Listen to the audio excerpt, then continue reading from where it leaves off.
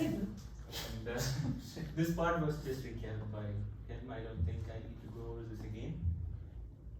I mean, it's simple, right? So we had another trick to get things like this, a time-ordered expectation value of Q's, which can be achieved by introducing a FQ, a linear term in the action, which in turn, when you take a functional derivative, will give you this. We have derived this last time. That's all right, right? Should be QB, TB. QB The kit, on the kit. on the bottom, on the bottom. On the bra. QB, Oh, the bra, yeah. So we derived this last time. We don't have to go through this again, right? Yeah. So the idea of introducing this FQ is so that you can take a functional derivative, which will release factors of Q to the path integral, and then in the end you can set f equal to 0 to get the result. So Wait, is the functional form of f not matter really? it does not. Okay. So it's just an arbitrary function which is going to be set to 0 in the end. I mean, we want it to be smooth, differentiable and all that. You know, it's physics. So every time you take a functional derivative of that thing in the Yeah. exponent, you get a factor of small q out. Right. And that will give you, can you just go with that happen? What will it give you? How will So, it give you time order? This thing, Yeah. on path integrals, what we value is this.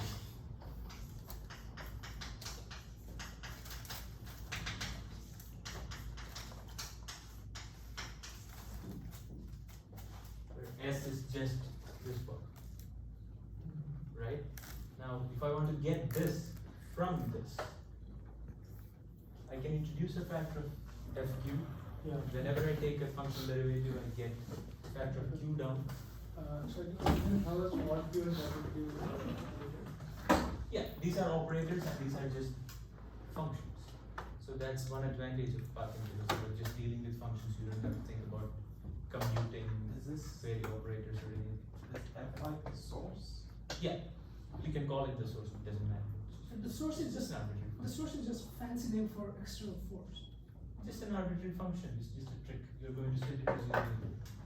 So, can you go with like what capital Q is? What's Q is the position. position operator? It has the eigenvalue small q. Yeah. Right. Now today we want to look at this thing briefly. So instead of finding out things like this, going from one position to another, we want this kind of amplitudes. Where 0 is the ground state of the Hamiltonian. We want to look at how the vacuum at minus infinity evolves to vacuum at infinity. Why will be clear later, but let's assume that we want this. Then let's try to figure it out using path integrals. If I want to figure it out using path integrals, I insert two identities, one here and here, and this is nothing but the complex conjugate of the wave function at infinity, and then this part is just a path integral, and this is the wave function at minus infinity. That, So this part yeah. is just this. Yeah, but the second part, Q was This part. what's the It's just the path integral. yeah. And this part is that. Now this is bullshit. This is too much. So Ravi, Yeah. when you inserted those identities, use the final initial states at negative and positive infinity time, right? Yeah. But at positive negative infinity time, wouldn't we expect for like a finite source term that it would be bound state? I don't have a source term at all. Okay. So So, what's the difference between the final initial state and the ground state that you're doing this enterprise with? oh, I see. If the theory doesn't have any interaction, this is just one. Right, yeah. But we will need this for arbitrary theories. So then Q final to initial, like, I'm confused about that part. Like, there's no interaction term. Otherwise we want, I agree. Yeah. But, If you put a source, it's not one anymore. right, so then the Q final, would that be the state after the source is ended, or like exactly the same time as at the end of infinity? Well, when- source is present throughout time, Okay, so it never ends or starts. okay. Oh, so yeah, So, but we're going to abandon this method. okay. We're going to come up with another trick, which is, I think you to find a force. We want to get wave functions out of it, right? So, Right, I have another question. So I remember PQ did, instead of this, it is something like QT. yeah, I'm going Q to. prime T. Oh, that is Feynman's trick. Yes. Of- So we were computing things like this, which is nothing but V.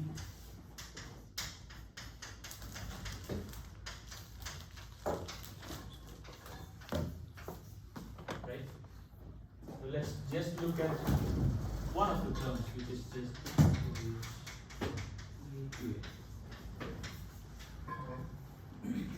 and I'm going to insert an identity again, but this time the identity is of the Hamiltonian. So let's assume that the Hamiltonian has discrete eigenstates. And if I insert an identity, then it becomes this.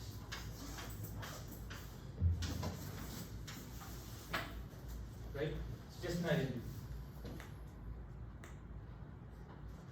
And what's this? Eigenfunction. Yes, just the eigenfunction star. Right? Yeah. And this is an eigenstate of the Hamiltonian. So I can act on this using the Hamiltonian. So I can have an EN. Right? Now I want to look at TA going to minus infinity, right? And I somehow want to select the ground state only in that limit. So for that I perform a trick. I change h to x times 1 minus I, where epsilon is a very small number. And I rescale h such that the energy of the ground state is 0. This can be done always, because we can only measure the energy differences of systems. Why did you, what's the motivation again? You said you want it to be at minus infinity. You want to select the ground state at minus, which will be clear right now. So if I change h to 1 minus h times 1 minus epsilon, En will be replaced by En times 1 minus epsilon, Yeah. right? Now if I take a limit TA going to minus infinity, what do I get? So this is right. If I take TA to minus infinity, this term I En minus I epsilon TA will go to 0, right? Because this is nothing but E to the I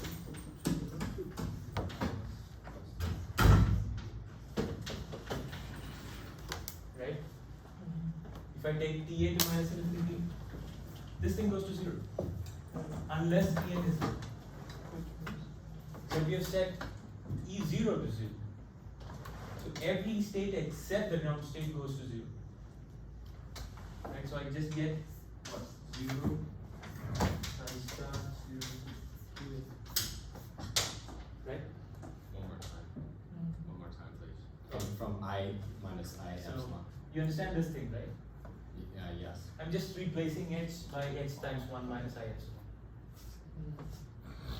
When you're doing that, so that you can get, Yes. you can get rid of all the energy Just distribution. don't think about the motivation now, you'll understand it once result comes. So h times 1 minus I epsilon when acted upon n becomes En times 1 minus I epsilon.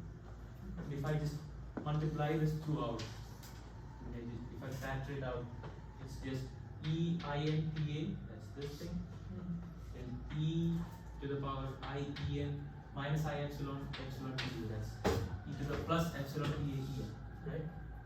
If I set T A to be minus infinity, this goes to 0.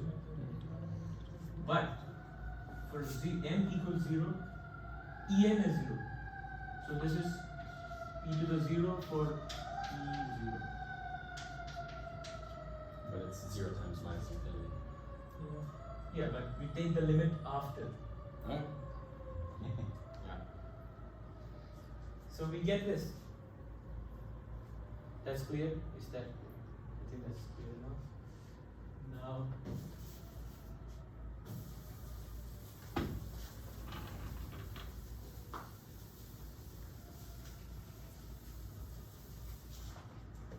by the same token, we get this. If I set TB to infinity, and then QB into the minus side, on minus side, QB, I just get 0, 1, the same thing. It's exactly the same thing. I'm just not going through it again. So, what do we get now? So, this thing, the propagator under this limit, TA going to minus infinity, TB going to infinity, QB, QB, QA, QA, nothing but. This 0 is at infinity.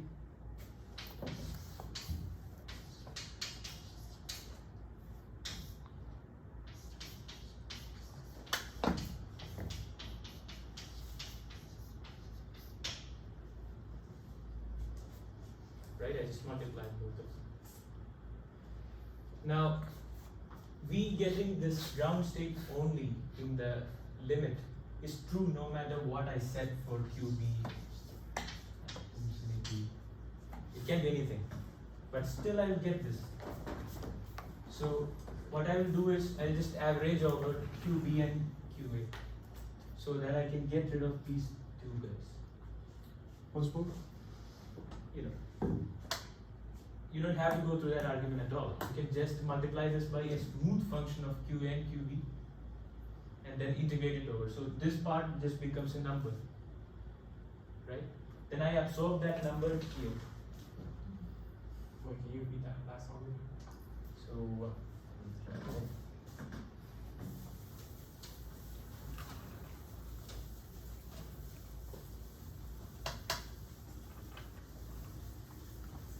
if I write the left hand side, that's this, right? It will be Q initial I. Now the time limits are minus infinity to infinity. P Q dot minus. I've changed this to 1 h times 1 minus f by epsilon. That's how we achieve that result. And this is equal to 0 times psi 0 star psi 0 QB. Right? Now I multiply both sides by say chi QA chi bar QB, both smooth functions.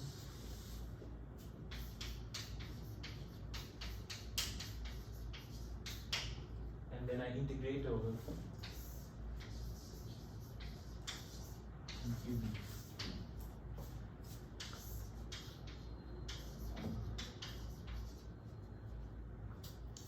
If I do that, I mean this doesn't depend on position, so this whole thing with the integral will give me a number. And these two integrals can be taken into this.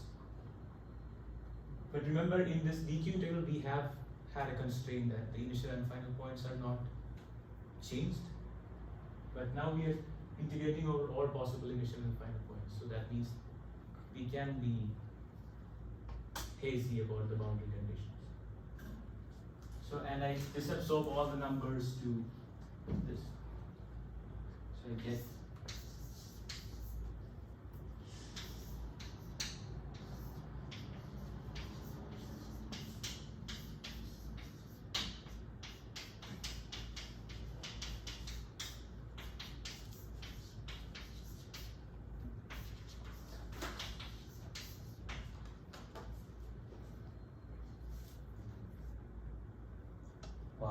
why did the smooth functions on the left hand side not matter? Or I mean, it just has to be smooth. We just we'll get a number, we'll absorb it to the integration measuring. yeah, but on the left hand side you have chi QA, chi bar QB. Yeah. Where did it go? It will still give you a number. Right?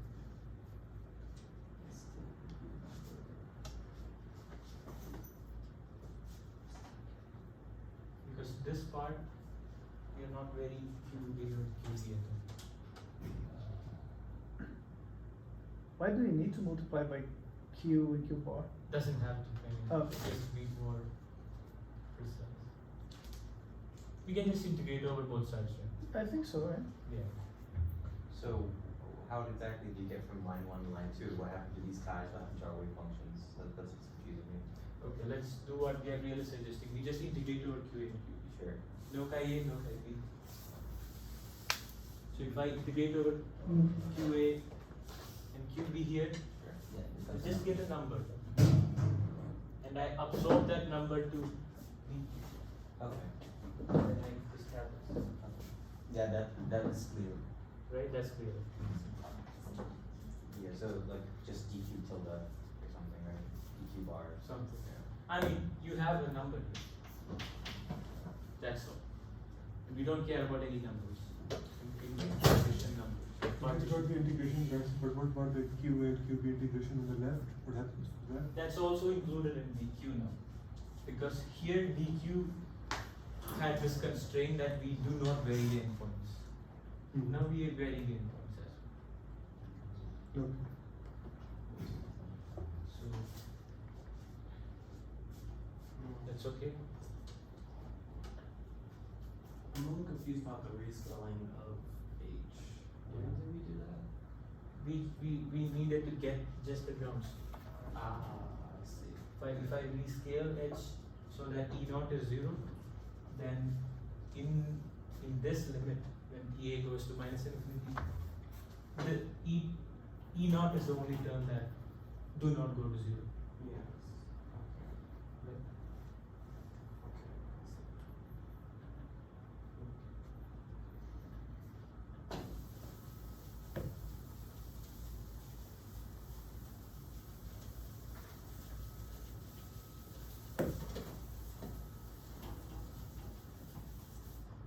Now I'm going to skip a bunch of stuff and go to the propagator and the free Klein coordinate here. Because it's just the same thing as the harmonic oscillator. So we want to compute the propagator for the free Klein coordinate theory, which is given by this dynamic.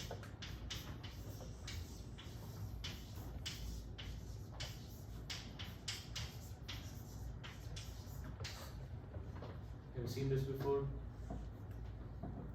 Of course. Right? So even if you haven't seen this before, just assume that this is a Lagrangian that we are interested in. Let's compute the path integral for this. Is that in mass? Hmm? Is that in mass? Not yet, Okay. but it will be interpreted to be the mass. But you say it's similar to Something else does it. harmonic oscillator. It only had one end that was square. Yeah. This is similar to the harmonic oscillator in this sense.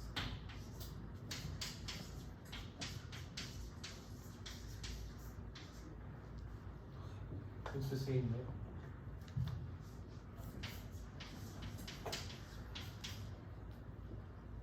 Is this Lagrange density?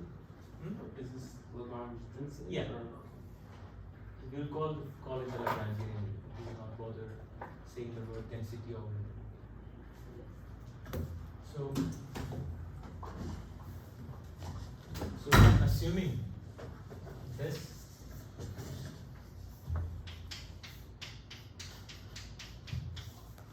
the metric we are taking is diagonal minus plus plus plus plus. Maybe PQs to using the other one, I don't know. I don't go to his classes. So What does Trinity use? minus plus plus plus. Maybe it's because he uses Trinity. So we want to compute the path integral for this.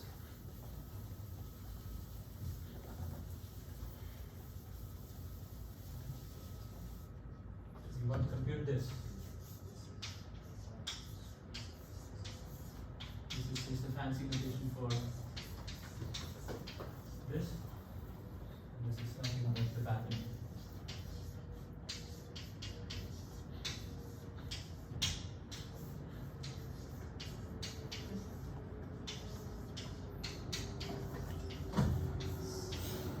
So it's all space minus infinity time plus infinity times? Yeah.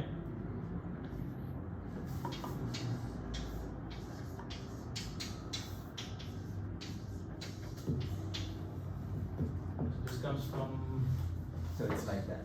yeah, It's the same thing as that? yeah.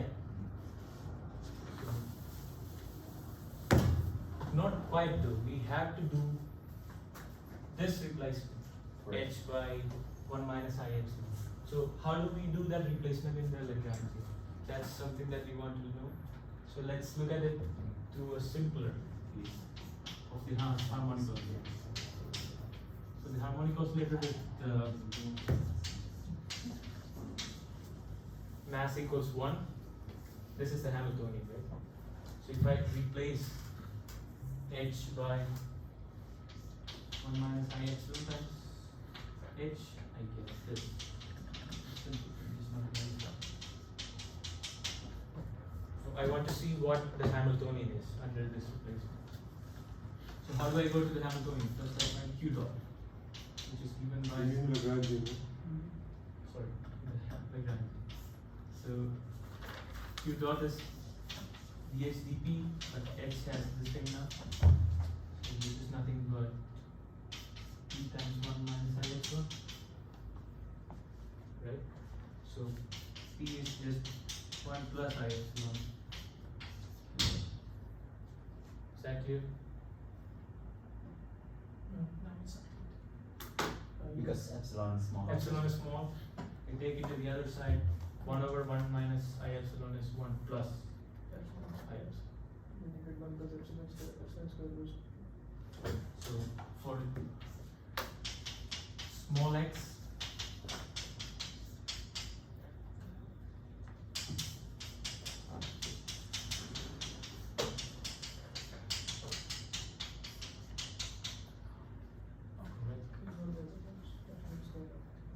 so I get this. Now I want to find the Lagrangian, which is just p q dot minus h. Now p I can replace by this, so I get q dot squared 1 plus I epsilon minus h. I should write this, but replacing p by q dot.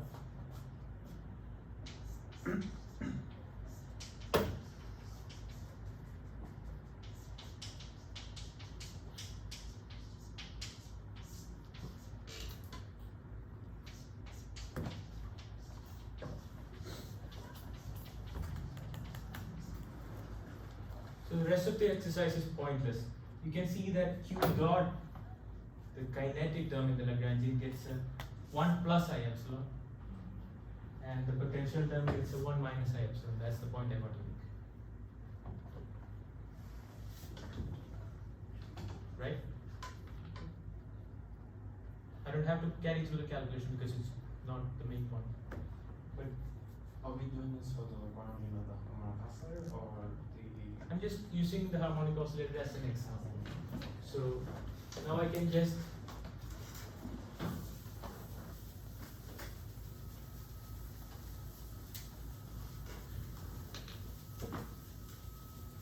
write this z0 j, which is what I want to find.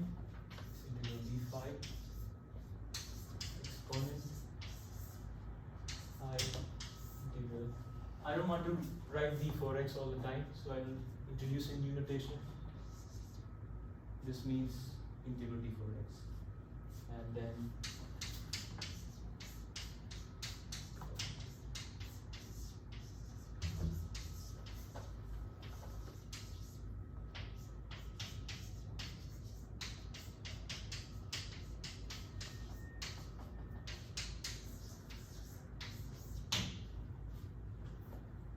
So now we understand why it's 1 plus, why this is 1 minus, because of this example.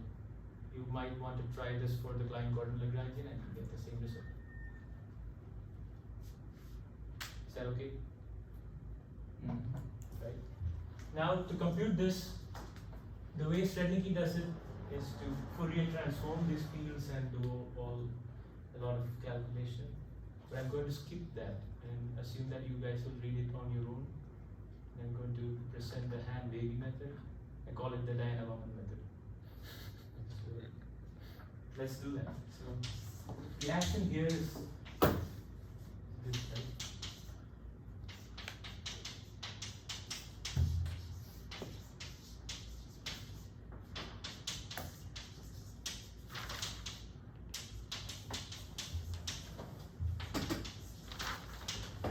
Now, I want to integrate this by parts. I mean, the first term once.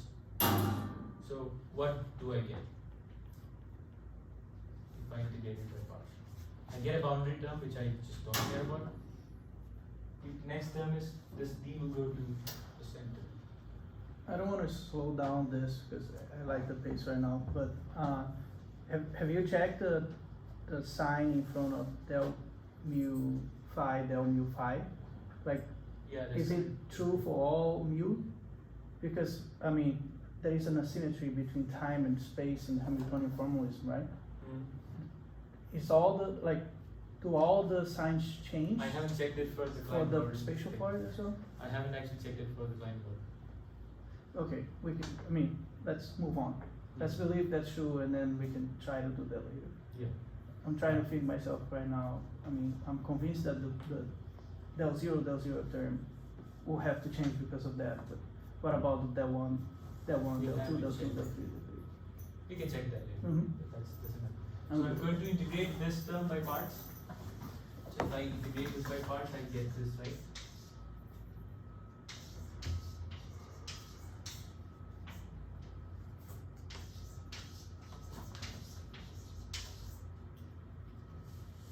Right? This is equal to d mu phi d mu phi. Everybody agrees on that? Right? So Right. clear, I just Yes, feel right. that it's not clear. Just say something if it's not clear.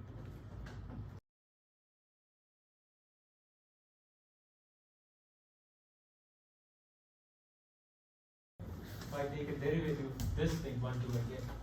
dx on this guy first, that will give me d mu phi d mu phi. And dx on this guy, so that's phi d mu phi, I'm subtracting that off. So I get right? It's just f d d same as d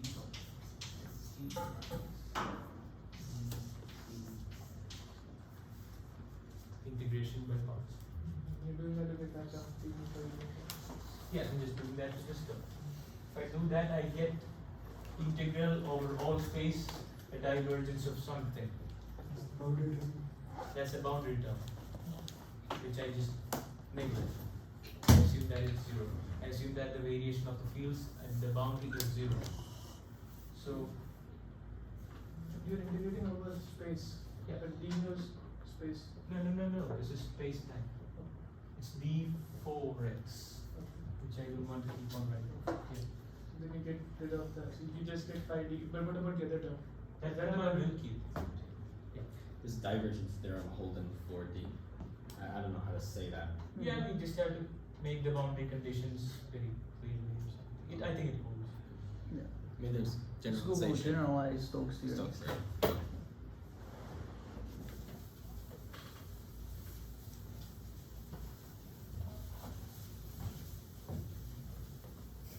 So I get an action v integral x, and I replace this term by this term because I neglect this in the boundary.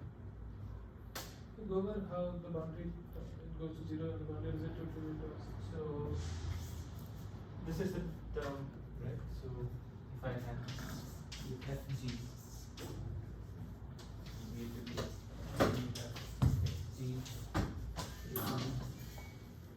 assume that my field boundary conditions are such that it's 0 at the boundary. Control boundaries. Yeah. That's just the meticulous choice of boundary conditions. Now, so I can just forget about this stuff. And then replace this by minus of phi d squared phi. d mu I will write it as d squared. So I have half 1 plus I epsilon phi d squared phi half m squared minus I epsilon squared plus j phi, which can be written as half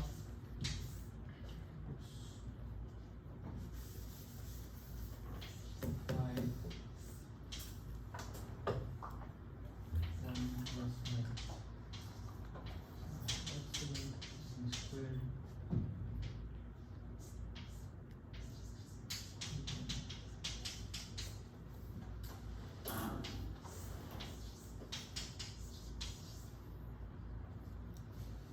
I just pulled out a phi on both sides. That's clear?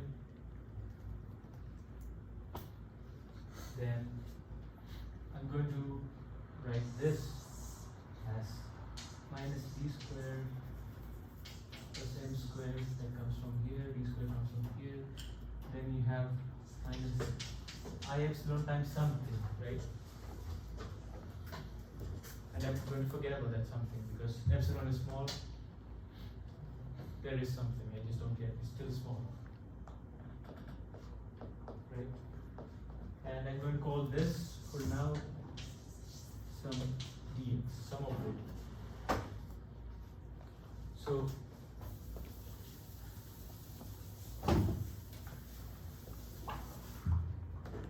action now is integral x minus half phi dx phi plus d.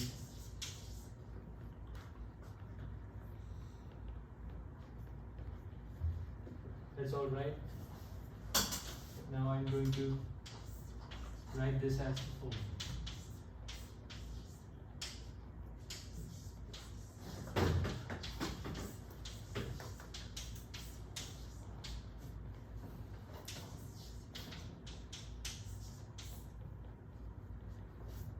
Just completing the square, that's the trick.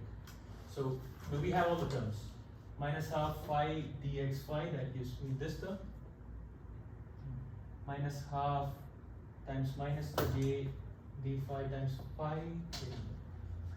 So, this, and this will give me half of this term. Because dx and dx inverse will give me 1. This and this give me the other half of this term, but I have an extra term, which is this and that, which I have to subtract off.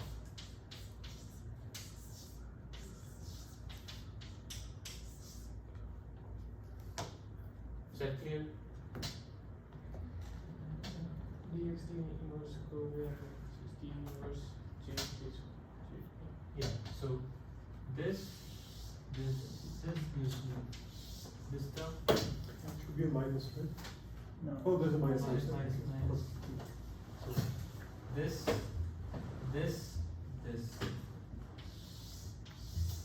gives me half of this term. Now, this, and that gives me the other half of this term. Then I have this, and this, which is an extra term I subtracted out. Alright? So then now comes the hand wavy part of the trick.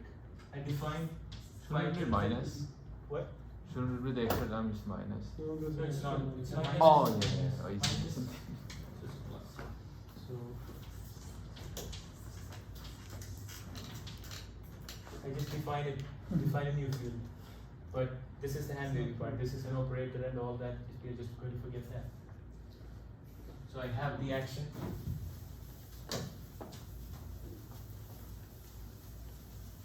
To beat this integral x minus half phi tilde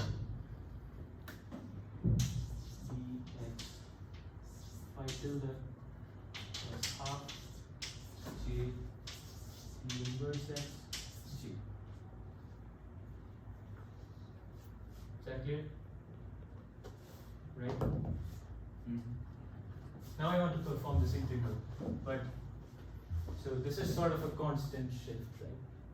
It's a constant functional shift. Hand wavy, it's again hand wavy presented. So d phi tilde is the same as d phi. It's just a hand wavy argument, so don't ask too many questions. So zj becomes integral, instead of d phi I use d phi tilde, exponent of I integral x phi tilde. This is a different d by the way.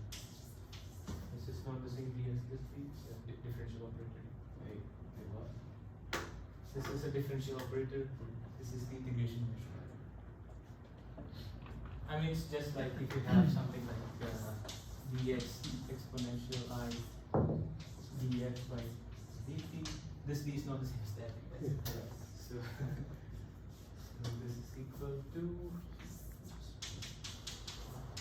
g d inverse x g.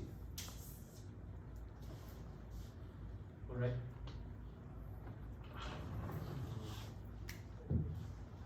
Now comes another sort of hand wavy argument. We need to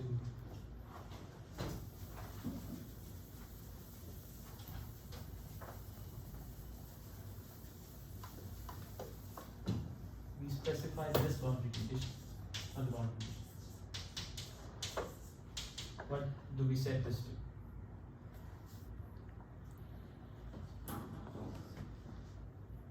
0, 1, or infinity. Z when j equals to 0.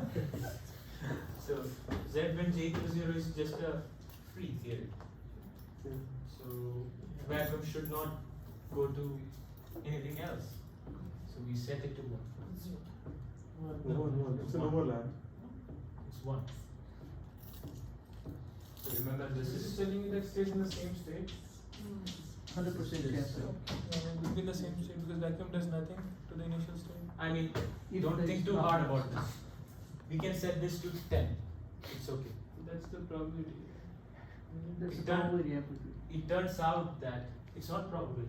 It turns out that whatever we are going to compute is going to be a ratio of partition functions. So whatever that multiplies the partition function doesn't matter. It's this in StatMech we had this, right?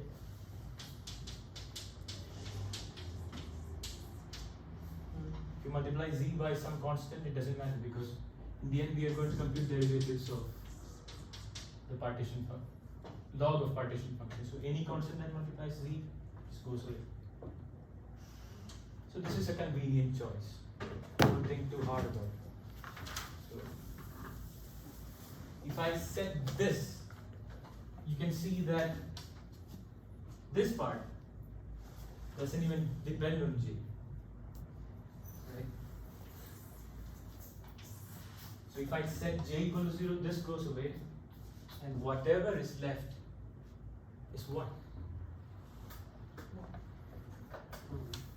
Just 1. So what's z naught of j?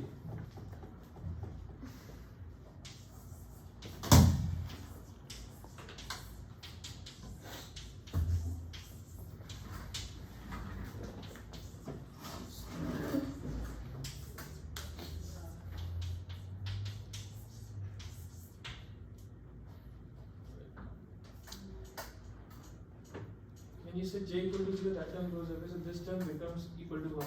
This term, this part is 1. Right. So this part is just 1. So whatever is left is Oh. z naught of j. I think you mean Actually 1 plus Z, half, right? 1 plus alpha 2. Oh, okay, I understand. No, it's for the Not for the Is that clear? So you're saying you can pull out that 1/2 j dx minus j out Yeah. of the. That comes out of the Path integral, integral. right? Because it doesn't depend on phi tilde at all. If that comes out of the integral, Is there a plus sign? Yeah. yeah, there's and if I pull out the exponential I integral x half j d inverse j out of the d phi integral, the rest is just 1. And then we have computed the partition function. Now let's make sense of this. What is this d inverse? That's the question.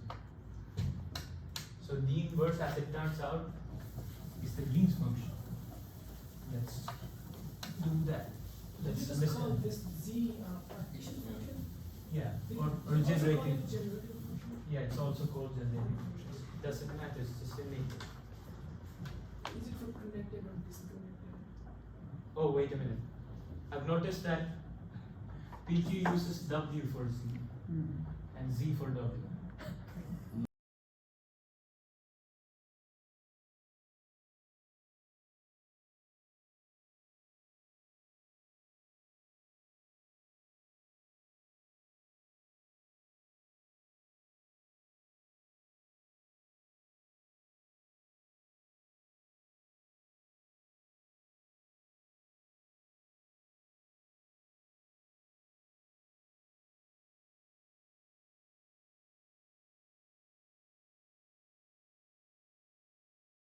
Follows the thing in the exponential W. Yeah. Oh. So Let's get ready. let's try to understand what D inverse is. So let's try to understand what D inverse is in a general context. So let's look at some differential operator acting on a ket, giving you some other vector. Now, how do I find f? Formally, yeah. What do you mean? Yeah, D inverse. Yeah, I just do a D inverse, right? Let's get it. And you can add a function to it such that D on H is 0. So does it satisfy this equation? I hit on D, hit on this with D, so it's df. D inverse D is 1, so that you get D, and dh is 0, which satisfies. This is like the integration constant that you have. Now, if I want to find this function in position space, this is f of x, and this is nothing but x d inverse g plus h of x. Now I insert the classic trick, an identity. Then s prime g. Are we still doing the hand wavy thing? No, this is precise. So this is nothing but g of x prime. Let me call this guy g xx. What's the equation that it follows? How do we find that? So we hit on fx with d. So we get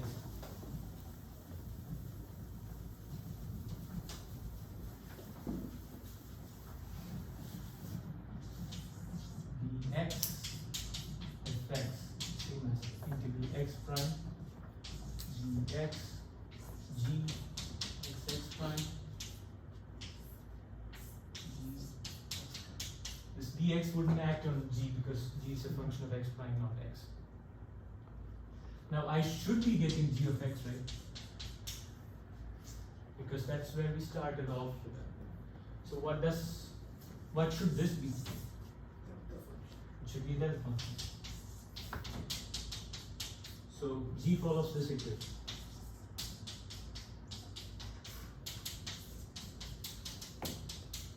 Which is precisely the equation of a Green's function.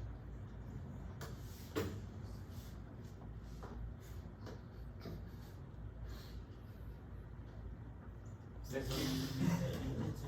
The identity there. I've inserted an identity. Then that is the Green's function. I'm calling it g, and I find that it obeys this equation. So whatever obeys this equation is what we call the Green's function.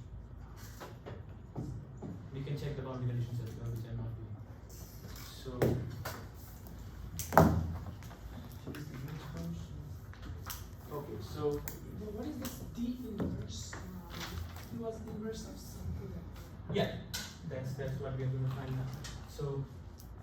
we are clear that this guy is the inverse of whatever operator we have. So what was B? It was this. Right. So we are looking for, Wait, that's still hand wavy, right? Because, now it's precise. no, I mean, the epsilon has differential operators next to it, right? Yeah, that's okay. It's still a small parameter. That's all we care about. It's not hand wavy. It's a small differential operator. Yeah, something like that. So, I mean, yeah, this is still hand wavy in the sense that there is a differential operator here.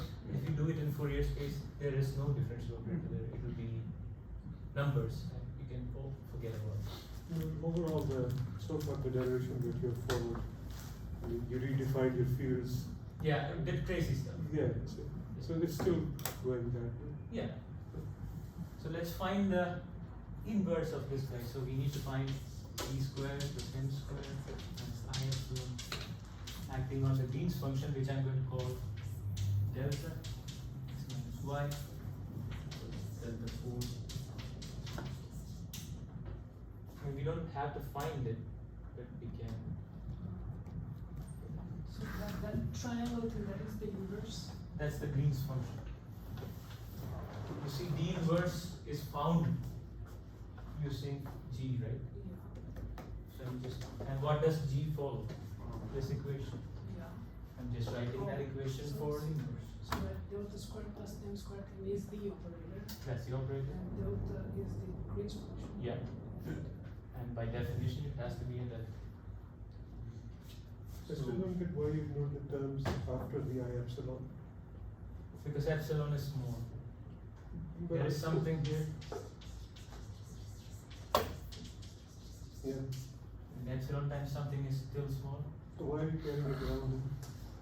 Epsilon? Yeah. Oh, that you need the epsilon because otherwise you can't select out the Vacuum state. vacuum states. So Because the something was just the differential operator plus m squared. That's what I think. Okay. The thing that you raised in the middle, Hmm. if you had collected those terms, that would just be d squared plus m squared. You can always just forget about this epsilon, but this epsilon tells you what kind of contour that you have to pick out. Okay. It's other kind of details that we are not going through right Okay. now. Okay.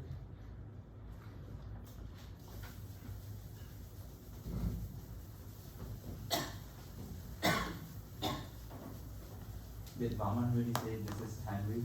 Yeah, this is handy, right? Government doesn't have to say it, but this handy. No, but maybe she has like 100-page proof of how this works.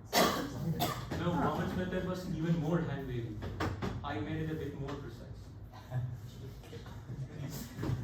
So She didn't like convince you that, oh, this is true or something like that. For sure, She didn't that's the type even of thing. try? For sure, she did it the correct way once in her life, and then she came up with this to not have to memorize any result. yeah. In the hand wavy way, she can derive everything. Yeah, and this Derive is the correct herself. result, so Why are we calling the green function delta. Yeah, I mean the textbook wasn't delta, so Because in some textbooks that is the Feynman propagator. that is the final. So propagator of the green. Oh, it's a point green function. Yeah. So if I write this as if I do just a Fourier transform. Can you repeat what the x and the y represent? The x and y is inside delta. Oh, x and y are space-time pointers. X is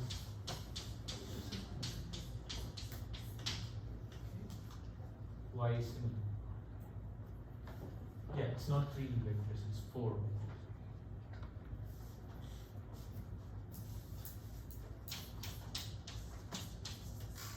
And if I put this over here, I get this.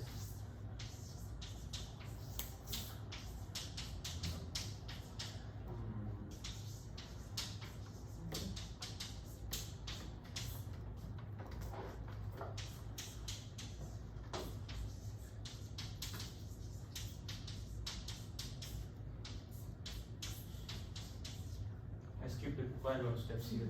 Is that clear? You just act the operator. So I take this expression and put it here, then these differential operators only act on this thing. Where does that expression come from? It's just a Fourier transform. Fourier transform of what? Delta.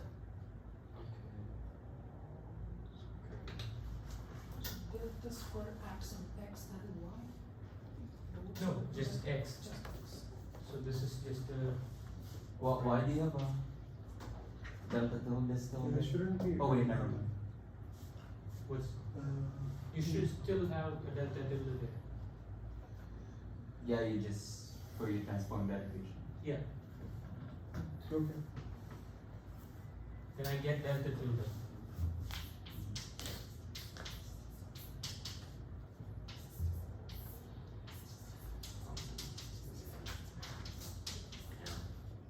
What happened here? You just plugged it in here. And this operator just acts on e to the ik. Yeah, how did you go from the second last step to the last step? Oh, if this is 0, the only way it can be 0 is this is equal to 0. Why can't the integral be, the d for k? Oh, because this forms a complete set of eigenstates in the function space. That's linear algebra. I can explain it later. Yeah. So it's just this. I mean, I can explain it later. Why? Is that clear to everybody else? Yeah. Should I explain it? I thought initially you had written it, no, it looked as if the argument of the delta tilde was k square percent, but it's just a bracket. Yeah, and that's fine. Then you get the position in space. Yeah.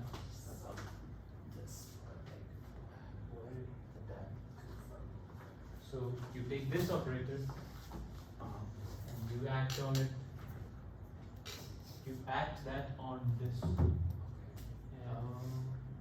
d squared twice will pull out ik, and ik is minus k squared, and there's minus sign already, which makes a k squared, and k squared stays same, minus epsilon stays same.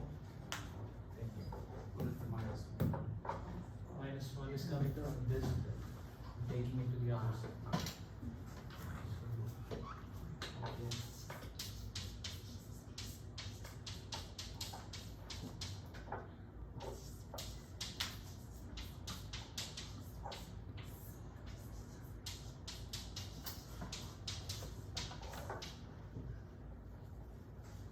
So it's been 1 hour. Did you just drop the mu's? Yeah. What? The mu's are the k and x minus Yeah, just drop. It's been 1 hour. I still have quite a lot of stuff. Do we want to go forward or stuff? You wanna go forward? Do you have time tomorrow after the group meeting? I do have time, but not everybody does. Let's do it now. Let's do it. Let's do it now. Okay. Let's do it now. Yeah, now. Can we go maybe for another 15 minutes? Is that okay with people? Or maybe 20, or maybe now? Yeah. 2 hours? Yeah, Whatever. 14 minutes is. Okay, so I will go Can we till. take a break for I'm having a blast. Where's like a good stop? break for 5 minutes? When he ends, What's he- when he I will ends, start whatever with he fixed goes theorem, on. and then You consider I'll do doing- interacting field theory next. Just tell everybody. Yeah, I will post it. So, okay. Go to switch spots. So what does del tilde represent? What's that? What does del tilde represent? Delta tilde is just a Fourier transform. Oh, so we can Fourier transform back to get that. Sorry. Yeah. Ah, and then that will give us the Green's function. There's like everything. Yeah. Okay. So now I can make this a bit more precise and write it as.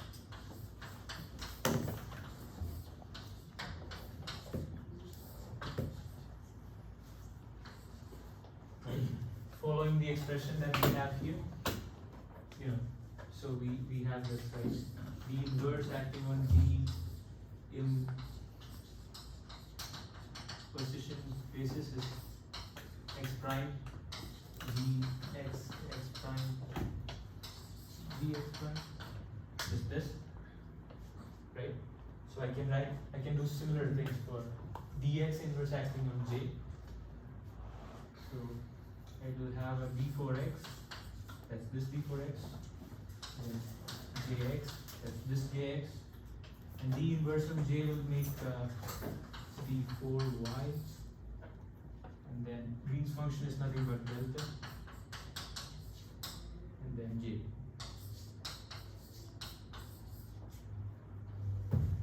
Is that clear?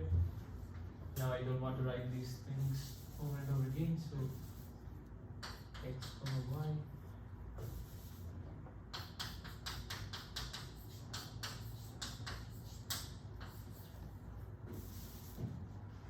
Right? Is that all right? Yeah.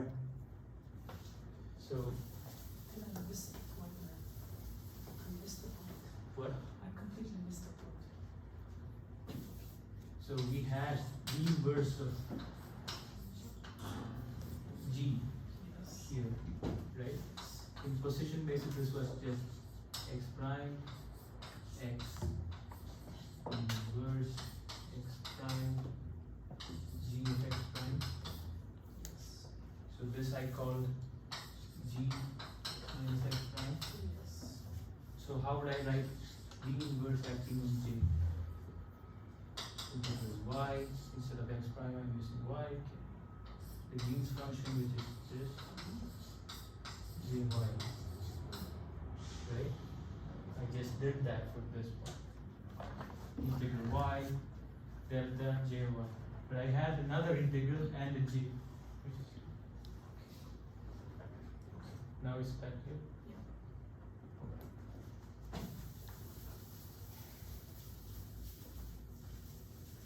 Now let's introduce pictures.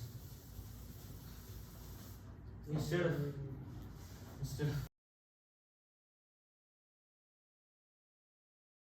I have one more question. It's not that long for an instruction. It's real. Why do we need to introduce y and why do we have jx on the left and jy on the right? because j is here on the left. J I mean, acting on. It's just an integration. the really. variables inside the j's. Oh, yeah, just go and read Stradnicki. This is hand wavy. So this is how you remember things.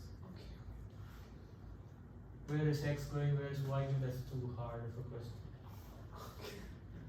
This is in the operator notation for. Just read Stradnicki. You have to read Stradnicki. So I'm going to introduce pictures for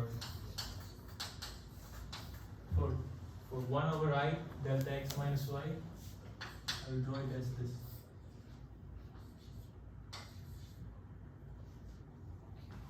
And if I have a blob, that will just be I integral some variable x j.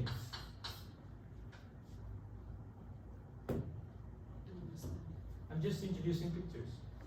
Oh, So it should be the other way around, that integral is equal to a blob. Okay. Yeah, this Yeah, integral this is equal to the blob. Sorry, this thing is equal to this thing. okay. So if I have, say, this picture, and this point is, say, x, what does this mean? So there is something from x to some unspecified point. Let me call that y. So that is nothing but this guy, right? So it's 1 over I delta x minus y. And y is unspecified. For an unspecified blob, I do an integration. So I do integral, there's an I over y and jy.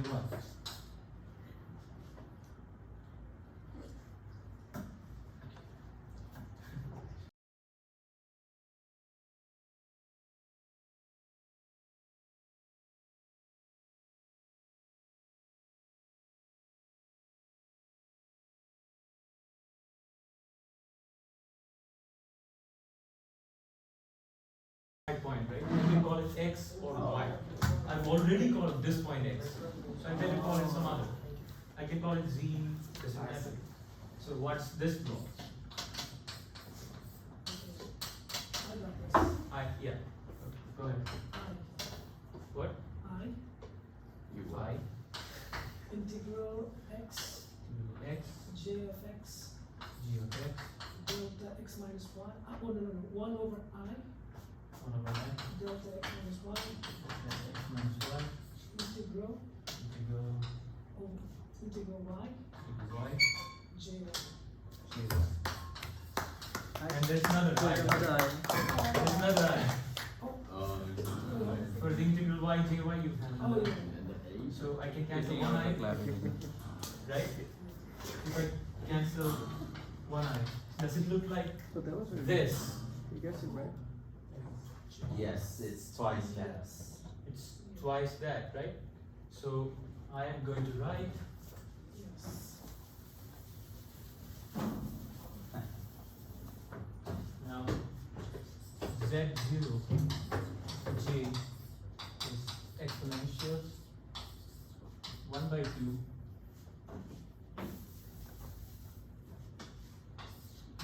blob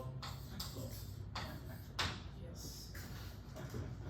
finance idea. Now let's try to compute something. Let's try to compute something. Never for demonstration. Compute something. So let's remember what. Let's say we want to compute this.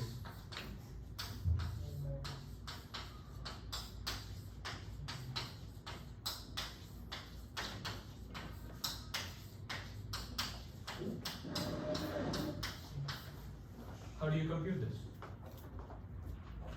Using path derivatives. What was the trick? Functional derivatives. Functional derivatives. So we have for each of these fields, you take a functional derivative with respect to j at this space-time point.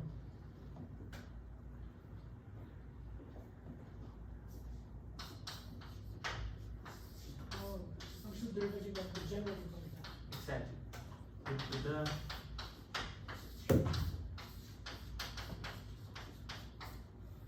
of what? Yeah, this was. E to the I, integral d phi e to the I, Lagrangian plus j phi, which is this. Right? Then what? Again we said Zero. so we want to compute this. Let's Yeah, I don't understand why we had to do this J equals to, right? yeah, otherwise it's not the thing that we want, right? Because that thing doesn't have a J. Yeah, this On thing the that left-hand side. in this path integral there's no Oh, okay. so j is just trick that we invented, Oh. so that we can just do this. Now we are going to take derivatives of this picture. I'm a little bit. Yeah. So when you have these pictures, they mean something. Yeah. Is it different for every query? Like, are these the final rules? Or, These are the final rules for the free scalar field. so for It's every going to be different for different theories. It's not yet all the rules. We will introduce other kind of rules next time for vertices. Still, we don't have a vertex now because we don't have any interaction so far. So these rules are like postulates of quantum mechanics, but it's No. I'm just introducing this. yeah, You can do all of this mathematically and it should take you ages. Yeah, it's from. So rules are just representations in pictures. Yeah. And then you. But now we are going to do it mathematically yet. You know, just to practice ourselves with the rules. And after some time we'll forget about math and we'll flow pictures. So as we, so we have to do these functional derivatives, right? So this is also too much writing, so I'm going to introduce a new notation. dk to d by d j x. Now I'll have to take a functional derivative of this picture. Let's take it. Let's take that first. Before doing that, can we do an easy example of functional derivative? When you say functional Yeah. derivatives, So this is going to be an easy example of a functional derivative. Let's just try that. Let's try v by dj x and then block. So this is nothing but 1 by I dj x, and what was block? We have that here. That's I integral x y comma z. Change the variables because I'm already using x here. G y delta y minus z 0. Right? So I drop the i's and we have integral y z. So this functional derivative can act on this j or that j. Wait a minute, did I forget to? I didn't forget it. So understand that j d djx can act on this one or that one. So if I act this on that, what do I get? Delta something. It's a delta of what? X minus y. Minus y and z. Is that a definition? Why is it a delta? That's a rule, that's a definition. So the rest simple. Write it down. X minus Right? So what do I get from here? So this is the y integral will go and y will replace x, but I still have the z integral. Delta x minus z is z plus integral z integral will go here. dy delta y.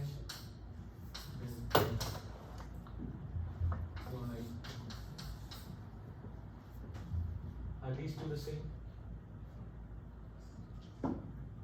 yes. They are the same, right? Yeah. I can just replace y by z. And you have exactly the same thing. We just have twice that. Right? And what was this? Was this right? This picture. So I get twice. What's this one? X. Z is integrated over.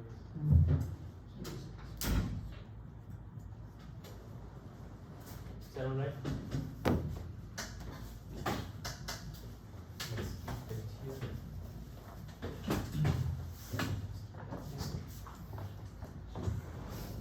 Yeah, so we're trying to compute this. Let's first compute. How do we get to the picture? Oh, because this expression, this expression is what we have here. It's this picture. Dilemma. I wonder if there's a like a rule for derivatives with pictures, like you can go from left to the final answer. Yeah, there is a rule. So these are the sources, right? The blobs are the sources. And this derivative can act on this or that source. So there's a Ah, factor so of two. okay. When you act When on you a act- source with the derivative, you remove the source and replace that by this link. Yeah. Okay. So you have, yeah. And that works whether you reverse the order, like blob first then line, or line Yeah, first then blob. it's the same picture. Yeah, yeah, yeah, okay. So let's compute this guy. So it's going to be a lot of pictures now. So first let's compute delta 4, which is 1 by I d by d jx4 z naught j. What would it give? Break down the picture. So differentiation of an exponent will give the exponent back. I write it as z naught j, and then differentiation of this will give twice that picture. So and this that two will cancel with this two. So I get x4 log. Is that alright? Now I take d3, d4, z0. So d3 will act on z0 j and produce what? Z0 j times x3 log, but there is this guy left over, x4 log. This 3, 4 on they're just indices for. No, I just introduce this notation. dk is 1 over I d by dj xk. It's too much to write. Oh, so you're gonna It's a notation. There's nothing deep to it, man. Don't think too hard. So for this, that delta 4 thing, so we have 4 fields inside the time. No, yeah. Wait. You're computing this. Phi x1, phi x2, phi x3, phi x4, right? Yeah. So you have to take the 4 functional derivatives. D by djx4, d by djx3, d by djx2, d by djx1. I don't want to write this over and over again. So I introduce a new notation. So d4 means 1 by I d by djx4. So d3 means 1 by I d by djx3. That's it. You're writing that on. Yeah, of course. So if I act on the whole thing, I first act on this guy, which gives me this. I don't see why we have to act it again by the delta operator. So this is equal to 1 over I d by dj x1, 1 over I d by dj x2, equal 1 over I d by dj x4, z0 j equal to 0. Now you understand why I'm acting? I'm just computing this one. He just has to take 4 derivatives. I have to He's- take 4 he's taken derivatives. first, now he's taking I cannot second. take 4 of them together. I'm just taking one by one. Write the definition of delta 4 there for him. Yeah. Sujit, the so definition this of delta 4 is 1 over I del 1, del j. delta 2, delta 3, delta 4, Yeah. z. Yeah, so what I said before was correct. To take the double derivative. This K, Is it? So you This take the K double is derivative. this and take the derivative. Yeah. Yeah, that's what I said. Del 4 is like You said 4 fuel sandwich in between. No. It's a Because it's Oh, okay. this is 2x4. Yes. Yes. So then when you take it with x3, Yes, So this guy acts on this to produce this, and then this is left over. yeah. That's not on. Z0 j, and I have act d3 on this. Yeah, What would I get? that's 4 to x3. I will get this x3 to x4. Yep. Right? Yeah. I'm just using chain rule. Yeah. Not chain rule, what? Fine. Leibniz rule. D3 acts on this. So that's D3 acts on this times that plus this times D3 acts on that. Right? Now I take D2, D3, D4, Z0. What's this?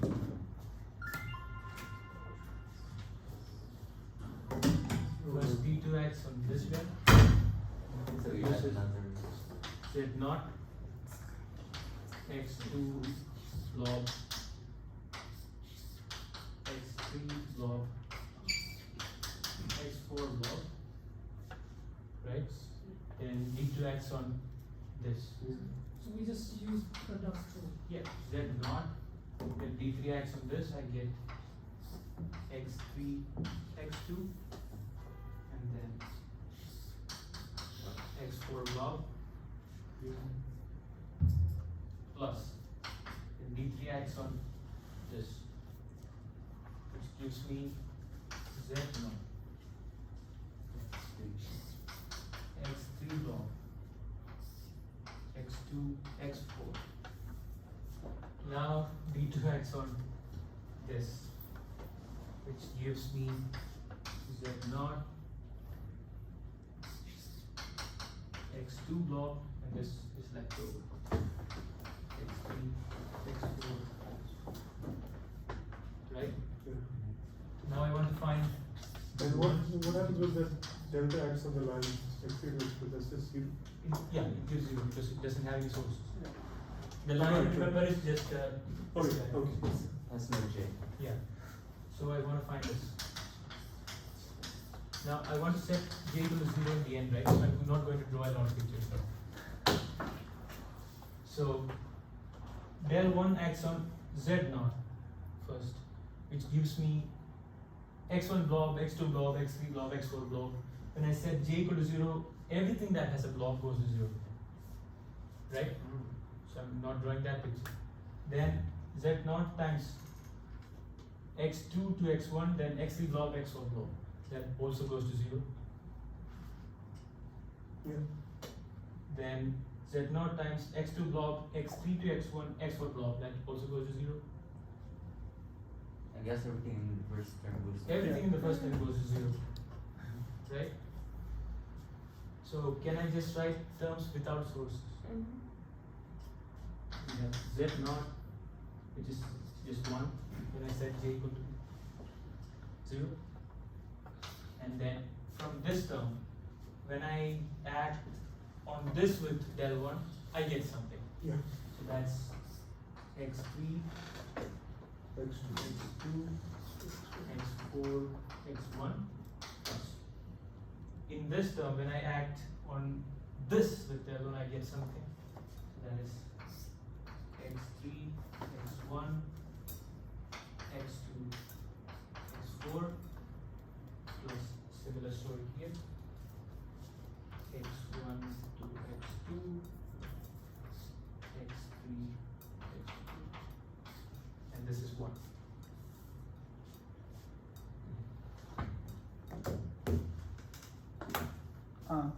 Just like fix x1, x2, x3, x4 for them to see what PQ was drawing the whole time So- finally. So we get, Now it's motivated. so let me erase stuff.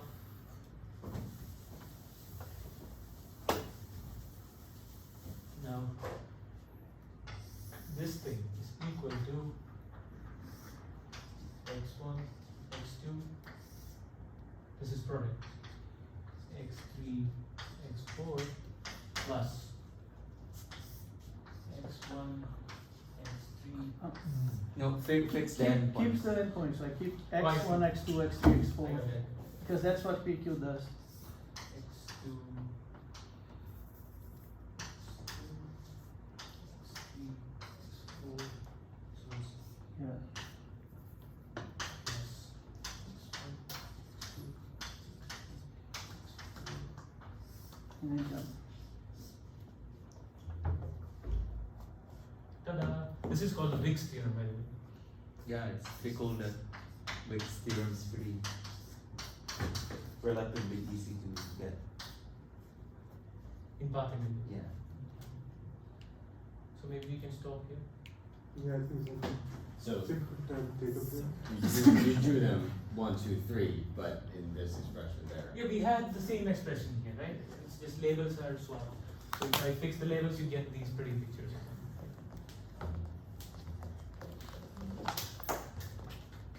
Questions, comments, or anything? Do we have an exam for the semester? That's a 20-minute essay. That's a 20-minute essay. So maybe as a homework, go through chapters 7 and 8 and straight, which has the. Can you write the name on the board? John Wick's theorem.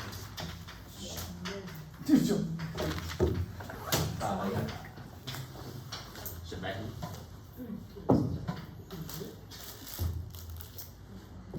You need just 6 and 7. Six is path integral beginning. 7 is harmonic oscillator. He's gonna give an extension. 8 is field, I guess. Oh, yeah, that's next week. You know. I had it prepared, but